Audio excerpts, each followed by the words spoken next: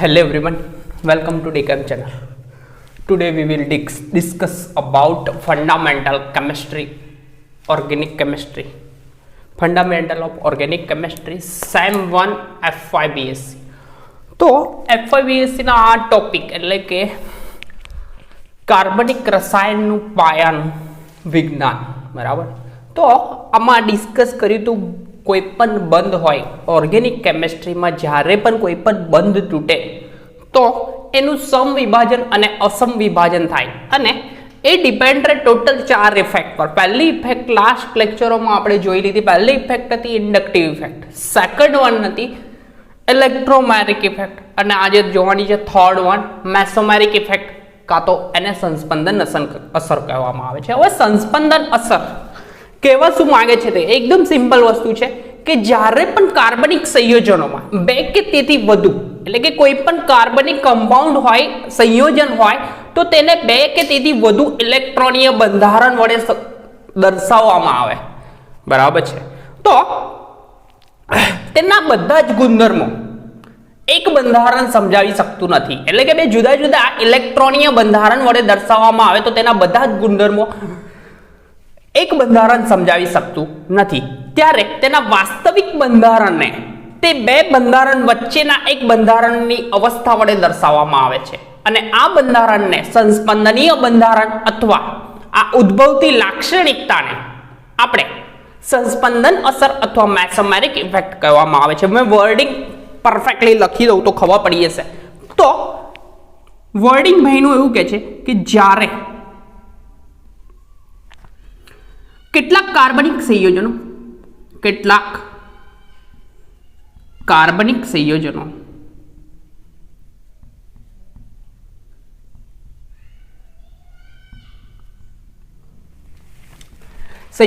બે કે તેથી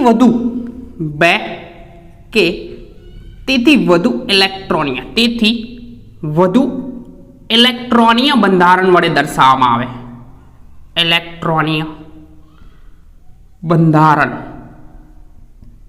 વડે દર્શાવાય છે. એટલે કે કોઈ પણ બંધારણ હોય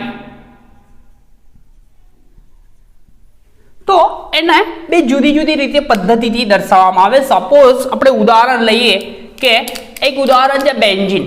તો આ બેન્ઝીનનું બંધારણ ફર્સ્ટ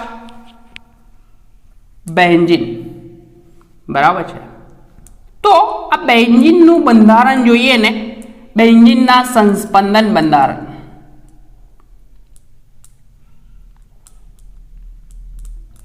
તો બેન્ઝીનનું બંધારણ જોવામાં આવે તો એકદમ સિમ્પલ છે કે આ ભાઈને આ રીતે દર્શાવવામાં આવે, બરાબર છે. બેન્ઝીનની શોધ થયેલી તે વખતે જુદી જુદી રીતે દર્શાવવામાં આવતા. તો આમાં બોન્ડનું ટ્રાન્સફોર્મેશન થાય એટલે કે ડબલ બોન્ડ સતત ને સતત ફર્યા કરે. તો સપોઝ આ બોન્ડ અહીંયા ટ્રાન્સફર થાય, આ બોન્ડ અહીંયા ટ્રાન્સફર થાય અને આ બોન્ડ અહીંયા, કેમ કે પાઈ બોન્ડ પેરેલલ બોન્ડિંગ બને છે તો આ રીતનું ટ્રાન્સફોર્મેશન થયા કરશે. તો આ બંધારણને બીજી રીતે દર્શાવવું હોય તો આ રીતે દર્શાવાય. તો આ જે વચ્ચેનો જે એરો છે, આ એરો ડબલ એરો વાળું ચિહ્ન છે, તેને સંસ્પંદન બંધારણની સંજ્ઞા કહેવામાં આવે છે અથવા મેસોમેરિક ઇફેક્ટ પણ કહેવામાં આવે છે.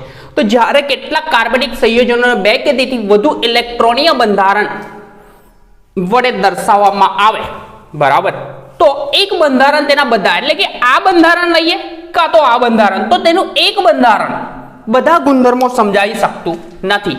તો મેં વર્ડિંગ લખું એટલે એક્ઝેક્ટ તમને ખબર પડી જશે. તો વેટ તો એક બંધારણ આમાં સ્ટ્રક્ચર નંબર સપોઝ આ 1 લઉં અને આ 2 લઉં. તો આ 1 લઉં તો બધા ગુણધર્મો સમજાવી શકતું નહોતું, કે 2 લઉં તો એ બધા સમજાવી શકતું નથી. તો દર્શાવવામાં આવે છે તો એક બંધારણ તેના બધા જ ગુણધર્મ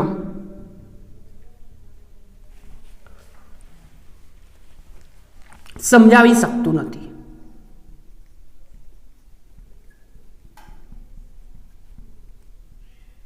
તો આ ભાઈનું એક બંધારણ હોય તે બધા ગુણધર્મો સમજાઈ શકતું નહોતું, તેથી તેના વચ્ચેનું બંધારણ એટલે કે સપોઝ આપણે જનરલી બેન્ઝીન રિંગ લખીએ છીએ તો આ રીતે પૂરી રિંગ લખીએ છીએ, એટલે કે સતત ને સતત કાં તો બોન્ડ આ સાઈડે હોય કે આ સાઈડે હોય, તો સતત ને સતત આ ડબલ બોન્ડનું ટ્રાન્સફોર્મેશન થયા જ કરે છે, રેઝોનન્સ થયા કરે, સંસ્પંદન કહેવાય, ઇંગ્લિશમાં રેઝોનન્સ કહેવાશે, સંસ્પંદન અથવા મેસોમેરિક ઇફેક્ટ જોવા મળે છે. એટલે કે બેન્ઝીનનું બંધારણમાં સેન્ટરમાં આ રીતની પૂરી રિંગ દર્શાવવામાં આવે છે. તો કોઈ એક બંધારણ બધા ગુણધર્મ સમજાવી શકાતું નથી, તેથી ઇલેક્ટ્રોનીય બંધારણ, તેથી ઇલેક્ટ્રોનીય બંધારણ વચ્ચેની અવસ્થા વડે દર્શાવવામાં આવે છે. વચ્ચેની અવસ્થા વડે દર્શાવવામાં આવે છે. એટલે કે આ બંનેની વચ્ચેની અવસ્થા એટલે કે સપોઝ આ છે બરાબર, તો કોઈ પણ ઓર્ગેનિક કમ્પાઉન્ડ હોય તો કેટલાક કાર્બનિક સંયોજનો એવા છે કે તેને બે કે તેથી વધુ ઇલેક્ટ્રોનીય બંધારણ વડે દર્શાવવામાં આવે, કારણ કે આમાં ટ્રાન્સફોર્મેશન થાય છે કોનું, ઇલેક્ટ્રોનનું, તો ઇલેક્ટ્રોનીય બંધારણ જ કહેવામાં આવશે. તો બે કે તેથી જુદા જુદા બંધારણો હોય તો આ બંધારણ એક બંધારણ સપોઝ આ 1 નંબરનું બંધારણ લો તો એ બધા ગુણધર્મો સમજાઈ શકતું નહોતું, કાં તો 2 નંબર લો તો પણ નહીં સમજાઈ શકતું, તો તેથી તેના વચ્ચેનું બંધારણને વચ્ચેની અવસ્થાનું બંધારણ દર્શાવવામાં આવે છે. આ બંધારણને સંસ્પંદનીય બંધારણ કહે છે. શું કહે છે? આ બંધારણને સંસ્પંદનીય બંધારણ કહે છે બરાબર. અને ઉદ્ભવતી આ લાક્ષણિકતાને એટલે કે આ લાક્ષણિકતા ધરાવતા જેટલા પણ ઓર્ગેનિક કમ્પાઉન્ડ છે તેને સંસ્પંદન અથવા મેસોમેરિક અસર કહેવામાં આવે છે. તો મેં વર્ડિંગ લખી દઉં, ઉદ્ભવતી આ લાક્ષણિકતાને, ઉદ્ભવતી આ લાક્ષણિકતાને સંસ્પંદન અથવા મેસોમેરિક ઇફેક્ટ, મેસોમેરિક ઇફેક્ટ કહે છે. તેને એરાવાળી સંજ્ઞા, આ સંજ્ઞા વડે, તેને એરાવાળી સંજ્ઞા વડે દર્શાવાય છે. ફરીથી એકવાર કહી દઉં કે સંસ્પંદન કોને કહેવાય? સંસ્પંદન એને કહેવામાં આવે છે કે જ્યારે કેટલાક ઓર્ગેનિક કમ્પાઉન્ડ સંયોજનો ના બે કે તેથી વધુ બંધારણો હોય તો એ બંધારણો પૈકી એક બંધારણ તેના બધા ગુણધર્મો સમજાવી શકતું નથી, તો એકમાંથી બીજું સતત ને સતત પરિવર્તન થયા કરે છે. આમાંથી આમાંથી આ ઉલટું પણ થાય છે, કારણ કે એરો બંને સાઈડ છે, તો સતત ને સતત પરિવર્તન થયા કરે છે. તો આ પૈકી એક વચ્ચેનું બંધારણ નક્કી કરવામાં આવે છે જે તેના બધા જ ગુણધર્મો એક્સપ્લેન કરી શકે બરાબર. તો આ જે ઇફેક્ટ છે એટલે કે જે આ લાક્ષણિકતા ધરાવે છે જે સંયોજન, તેને આ અસરને કઈ અસર કહેવાય? સંસ્પંદન અસર અથવા મેસોમેરિક ઇફેક્ટ કહેવામાં આવે છે. એક બીજું ઉદાહરણ લઈ લો તો ઇઝીલી ખબર પડી જશે. બીજું ઉદાહરણ આ બેન્ઝીન રબ કરું છું. સેકન્ડ ઉદાહરણ છે આપણું, સેકન્ડ વન, એ બી ઇઝી છે.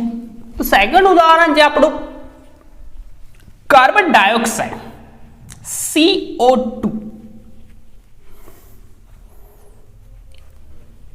Wet,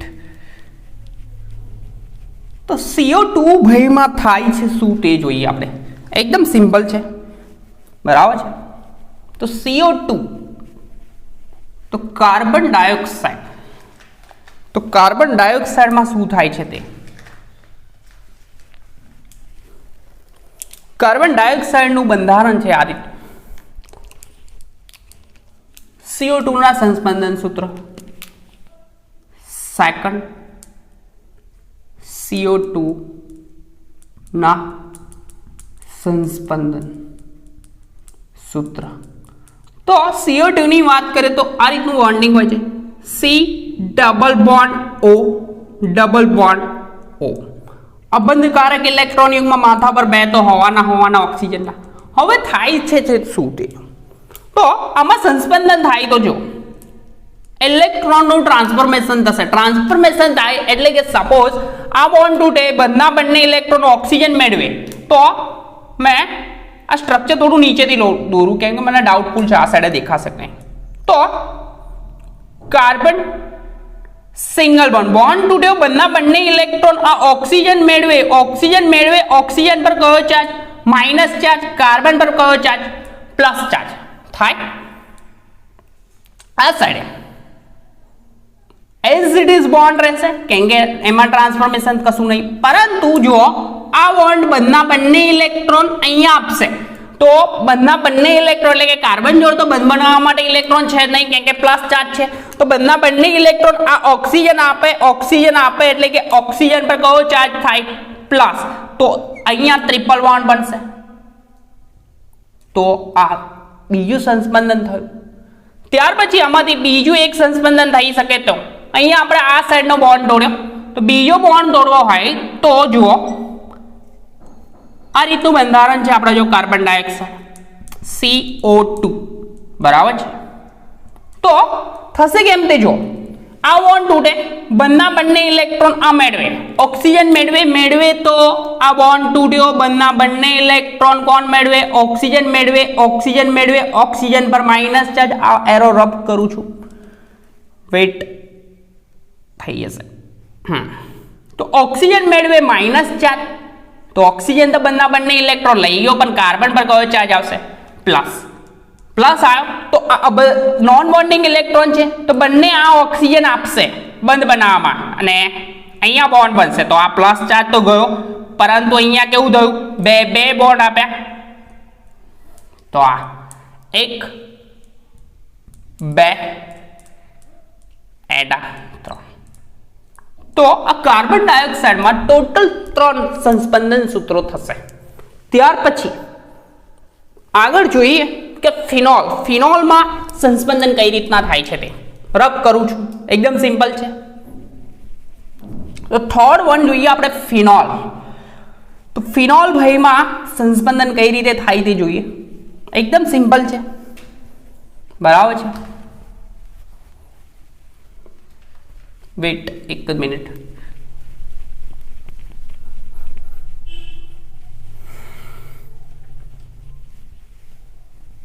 phenol.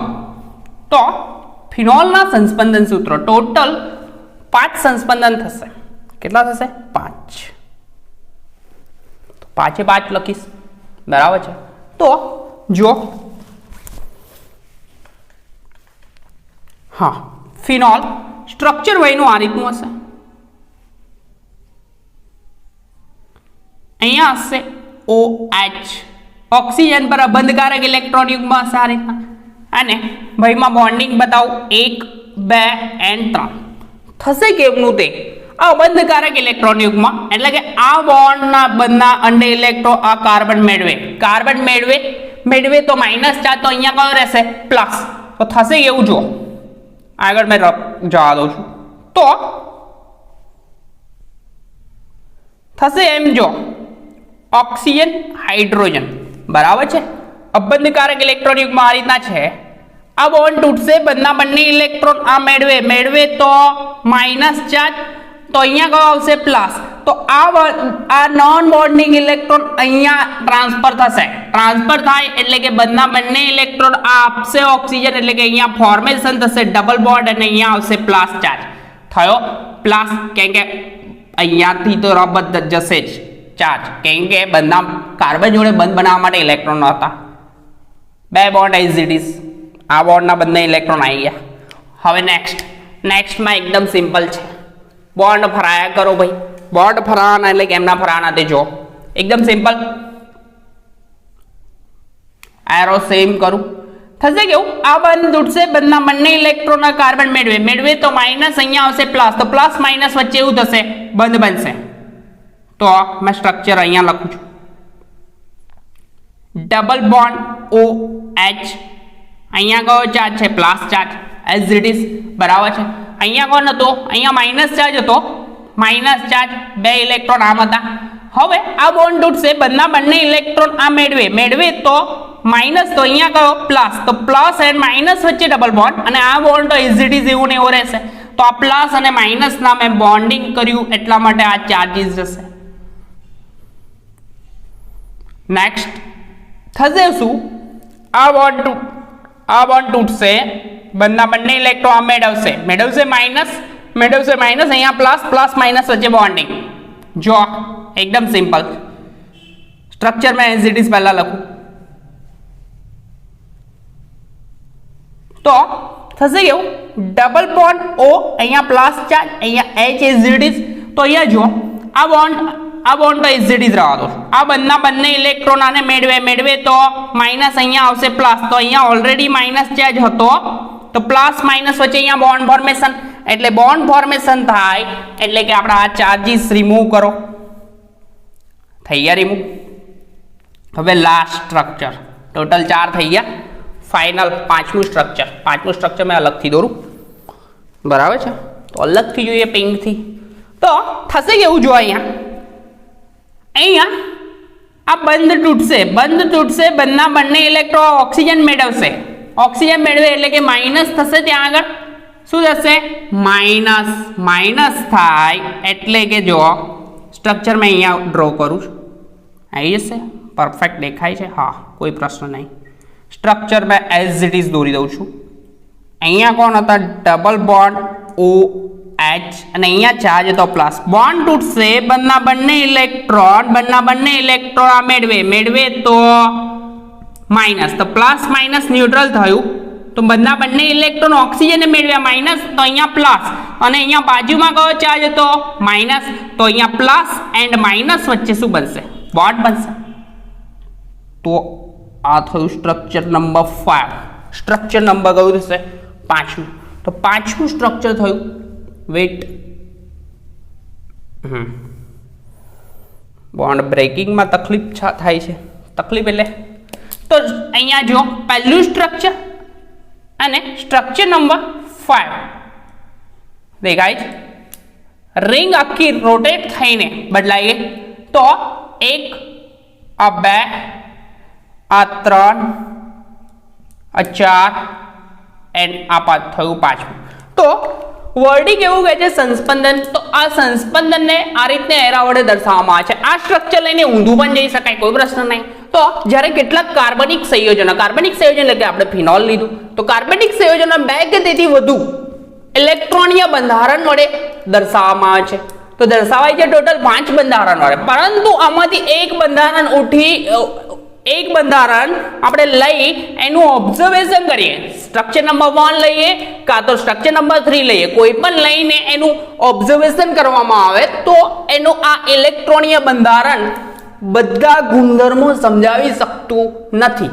તો એના વચ્ચેનું એક બંધારણ લેવામાં આવે છે અને એ બંધારણ ને સંસ્પંદનીય બંધારણ એટલે કે ટોટલ આ ભાઈના 5 બંધારણ કહેવામાં આવે છે. અને આ જે ઇફેક્ટ થાય છે તેને મેસોમેરિક ઇફેક્ટ થાય કહેવામાં આવે છે. અને એક ઉદાહરણ છે કાર્બોક્સિલિક એસિડ. કાર્બોક્સિલિક એસિડનું ઉદાહરણ એકદમ સિમ્પલ છે ભાઈ, તો તેમ છતાં મેં એક્સપ્લેન કરી દઉં, કશું બાકી તો રાખવું નહીં આપણે. તો કાર્બોક્સિલિક એસિડમાં થતું સંસ્પંદન એકદમ ઇઝી વસ્તુ છે, બોન્ડનું ટ્રાન્સફોર્મેશન કરવાનું છે ભાઈ. જો એ આવડી ગયું તો કંઈ ઇશ્યુ નહીં. તો લાસ્ટ વન છે કાર્બોક્સિલિક એસિડ. વેઇટ,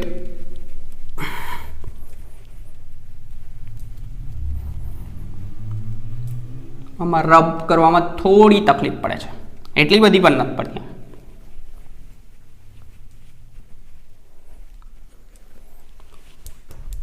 તો બંધારણ જોઈએ કાર્બોક્સિલિક એસિડનું, RC ડબલ બોન્ડ O, અહીંયા છે OH, ઓક્સિજન પર અબંધકારક ઇલેક્ટ્રોન યુગ્મ આ રીતના છે. હવે થાય છે તે જો અહીંયા પણ અબંધકારક ઇલેક્ટ્રોન યુગ્મ છે, પર્પલ થી દેખાશે, ડાર્ક થઈ જાય છે. તો આપણે બીજી લઈ લઈએ. આ બોન્ડ તૂટશે, બંને ઇલેક્ટ્રોન ઓક્સિજન મેળવે તો માઇનસ, ઓક્સિજન પર માઇનસ, તો કાર્બન પર કયો ચાર્જ આવશે પ્લસ. તો થશે એવું તે આ સાઈડે મને ડાઉટફુલ, વાંધો નહીં આવી જશે. તો RC અહીંયા બોન્ડ તૂટશે, બંને ઇલેક્ટ્રોન ઓક્સિજન મેળવે, ઓક્સિજન પર ઓલરેડી 2 તો અબંધકારક હતા અને બીજું એક મેળવ્યું તો માઇનસ, તો કાર્બન પર પ્લસ ચાર્જ, તો અહીંયા કોણ છે ઓક્સિજન, એ ભાઈ તો અબંધકારક ઇલેક્ટ્રોન યુગ્મ લઈને જ બેઠો છે, તો આ ઓક્સિજન બંને ઇલેક્ટ્રોન અહીંયા ટ્રાન્સફર કરે એટલે કે અહીંયા બંને ઇલેક્ટ્રોન ઓક્સિજન આપશે, ઓક્સિજન આપે એટલે કે અહીંયા ડબલ બોન્ડ થશે અને ઓક્સિજન પર ચાર્જ આવશે પ્લસ, તો આ રીતે કાર્બોક્સિલિક એસિડ માં સંસ્પંદન થાય છે, તો એનું વચ્ચેનું બંધારણ દર્શાવવું હોય તો આ રીતે દર્શાવવામાં આવે છે, ડોટેડ લાઈન કરવામાં આવે છે અને અહીંયા બી એક ડોટેડ લાઈન અને અહીંયા આમ આ રીતે દર્શાવાય છે, તો આ બંધારણ લઈ ને ઓબ્ઝર્વેશન કરવામાં આવે, ભાઈનું ઓબ્ઝર્વેશન કરવામાં આવે આ બંધારણ લઈને, તો આ ભાઈ બધા ગુણધર્મો એના સમજાવી શકે છે, બરાબર છે। તો આ હતું આપણું સંસ્પંદન અથવા મેસોમેરિક ઇફેક્ટ। તો ફરીથી કહી દઉં કે જ્યારે કોઈ પણ કાર્બનિક સંયોજનો 2 કે તેથી વધુ ઇલેક્ટ્રોનીય બંધારણ ધરાવતું હોય તો તેનું એક બંધારણ બધા ગુણધર્મો સમજાવી શકતું નથી, તેથી તેનું એક વચ્ચેનું બંધારણ અથવા વચ્ચેની અવસ્થા દર્શાવવામાં આવે છે, ને આ બંધારણને સંસ્પંદનીય બંધારણ કહે છે। કયું બંધારણ? સંસ્પંદનીય બંધારણ કહે છે।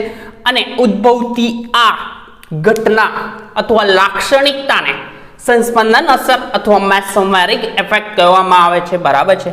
તો આ હતી આપણી ત્રીજી ઇફેક્ટ। આના પછી જોઈશું હાઇપર કોન્જ્યુગેશન, એકદમ મસ્ત ટોપિક છે હાઇપર કોન્જ્યુગેશન, બરાબર છે। તો ત્યાં સુધી સરસ રીતે લર્નિંગ કરતા રહો। નેક્સ્ટ લેક્ચરમાં મળ્યા હાઇપર કોન્જ્યુગેશન સાથે।